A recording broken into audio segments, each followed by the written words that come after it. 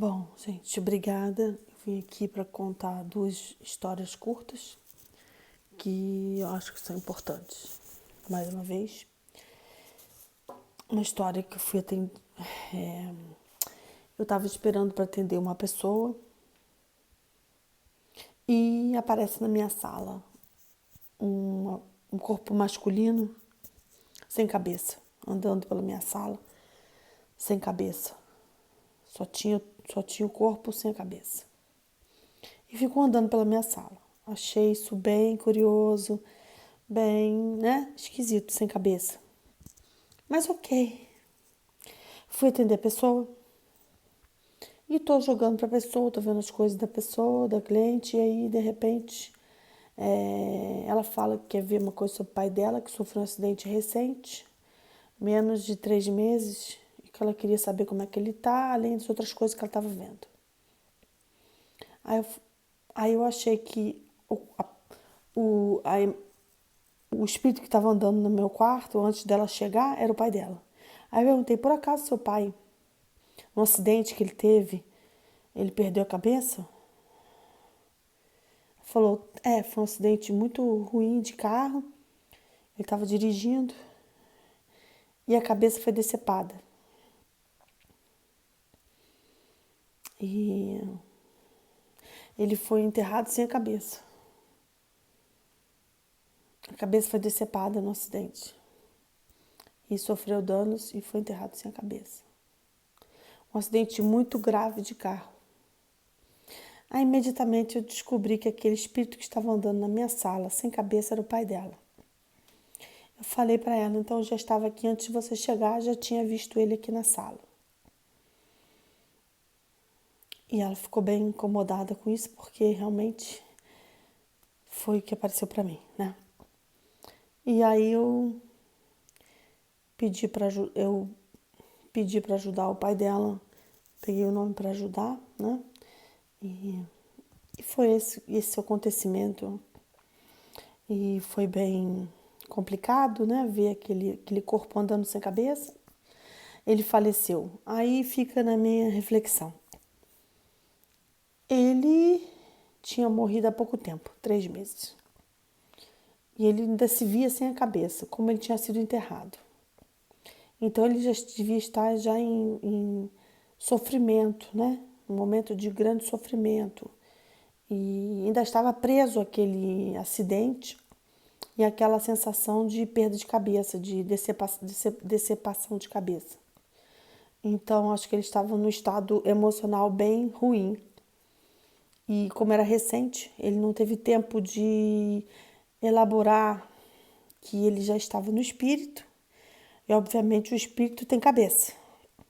Todo espírito tem 2 pés, duas pernas e uma cabeça.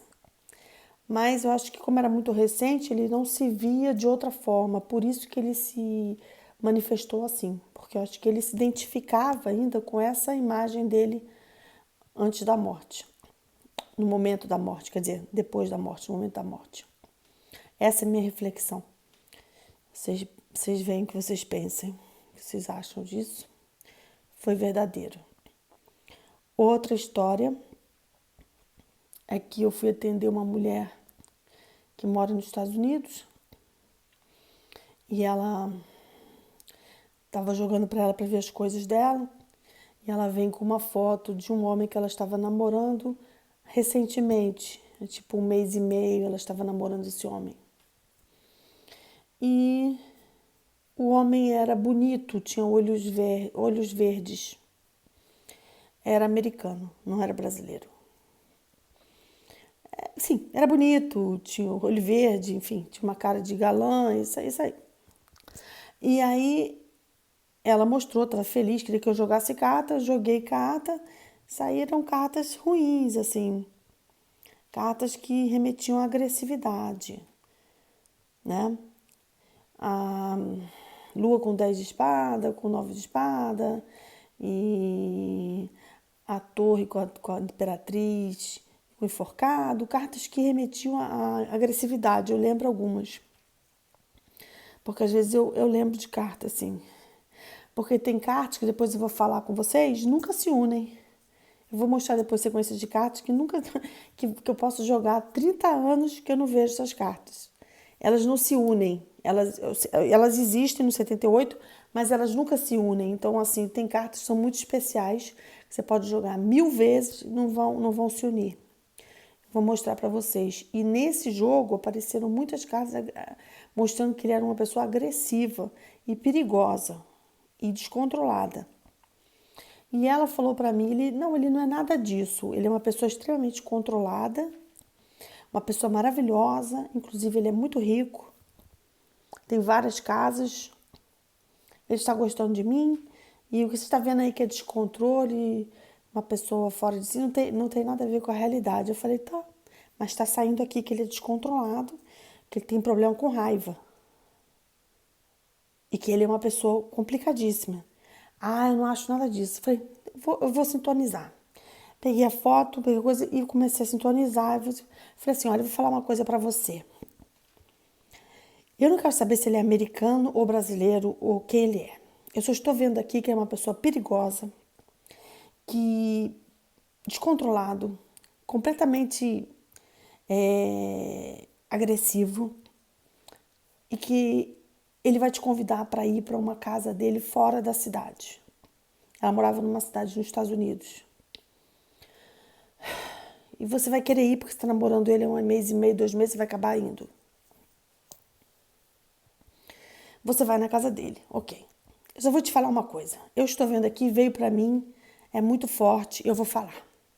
Que quando você estiver nessa casa, ele vai discutir com você por causa de uma coisinha desse tamaninho, pequenina, bem pequenina. E ele vai trancar você no banheiro da casa.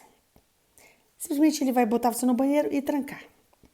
Só que esse banheiro fica numa casa, num lugar ermo, assim, que não tem uma casa colada do lado, tem um espaço grande entre as casas, um quintal imenso, tipo um sítio, é longe a outra casa, não é próximo, é tipo como se fosse, sei lá, 20, 30, 40 metros, sei lá, muito longe, e ninguém vai ouvir você gritar. Você ficar no banheiro trancada, 3 dias. Mas eu vou falar pra você uma coisa, vão ser só 3 dias. Na hora que você ficar trancada, você vai achar que é 1 mês, que é 2 meses, que é 5 meses, mas são só 3 dias. Eu tenho certeza que no terceiro dia ele vai abrir a porta. E quando ele abrir a porta do banheiro, eu quero que você faça uma coisa que vai salvar a sua vida. Beije o pé dele, imediatamente. Se ajoelha e beija o pé dele.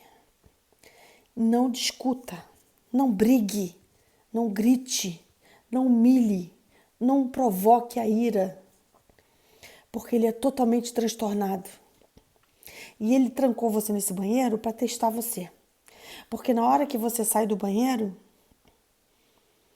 se você se descontrolar, ele lhe mata, decapita, esquarteja, cava um buraco no sítio e tá lá, você, mais uma enterrada naquele sítio. Aliás, tem várias. A mulher que tinha 28 anos, mais ou menos, ou 29, por aí, 30, por aí, ficou me olhando e falou assim, Érica, você é completamente louca. Completamente louca. Você está fantasiando, você está delirando, você está projetando, você está inventando, você está querendo me transtornar. Como que você vem com uma história dessa? Que história bizarra, que coisa absurda. Eu falei, olha, eu atendo há muitos anos a sua irmã. E você me conhece há pouco tempo. E nunca a pessoa falou pra você que eu sou louca. Porque eu não sou louca. Mas essa história é completamente louca, assim. Mas ele é louco. Ele é louco e ele vai fazer isso. Eu vou falar uma coisa. Se você não acredita em mim, tudo bem. Não precisa acreditar em mim. Mas você vai nesse sítio que ele vai te convidar. Tudo bem. Quando você estiver dentro do banheiro e ele trancar, eu só vou te pedir uma coisa, minha querida. Lembra de mim. Lembra de mim. E ouve o que eu tô te falando. São só 3 dias. Não entre em desespero. Reza, senta, bebe água, porque só tem água lá no banheiro, não tem mais nada. Deita, se molha, toma banho, se acalma muito. Não entre em desespero, nunca entre em desespero, não grite. Lembra de mim, mas pelo amor de Deus, beija o pé dele. Fala que faz tudo o que ele quer. Fala que vai viver à mercê dele, que você é totalmente devota dele. Faça isso, minha querida, porque a sua vida está em risco. Sério risco. E isso vai ser a sua salvação. Você se fazer de submissa, porque esse homem, ele é maligno. E se ele vê que você está totalmente submissa, eu tenho certeza que ele vai liberar você. E não vá na polícia. Eu avisei para não ir na polícia. Ela odiou a consulta. Odiou. Por educação ela me ouviu, porque uma pessoa pediu para ela ir lá. Mas ela odiou. E ela falou, eu vim aqui para ouvir barbaridades, loucuras de uma pessoa fantasiosa, bababá, babá, babá. Tive que ouvir aquele lero. Tá bom.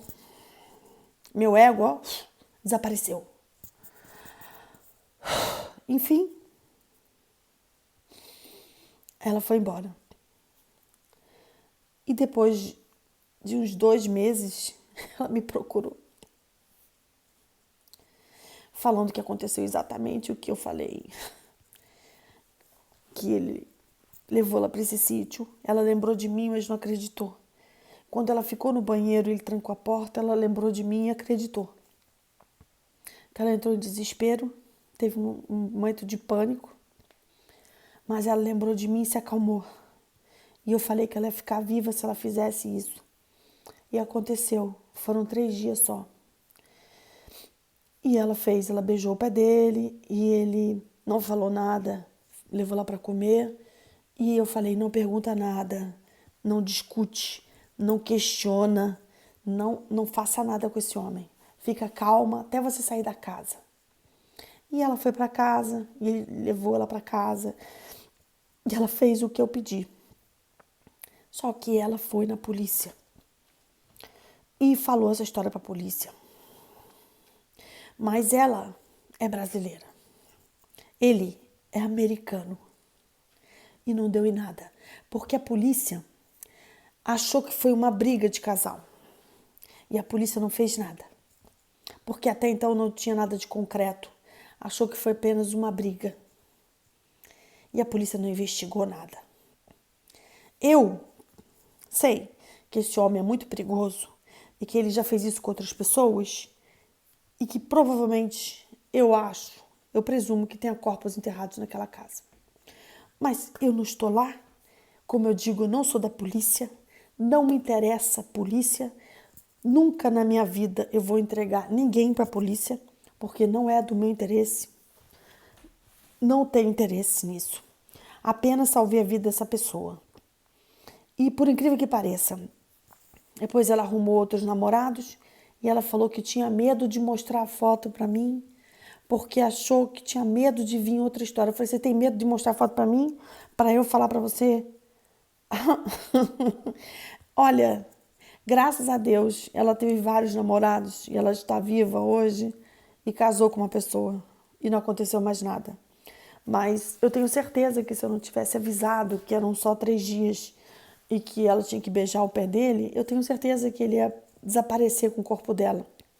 E depois ficaria assim. Ele saiu com ela para algum lugar, ele investigou que ela não tinha família no local, ela não tinha família na cidade, inventa uma desculpa, ele é americano, ele é rico, ele tem o olho claro, ele é branco, ele é galã, não vai acontecer nada, né? Então, isso fica por uma coisa pra gente. Achar, primeiro, que pobre faz crime e que rico não faz. Não. Pessoas ricas podem também fazer crimes, como pobres, como classe média. Isso é da índole da pessoa.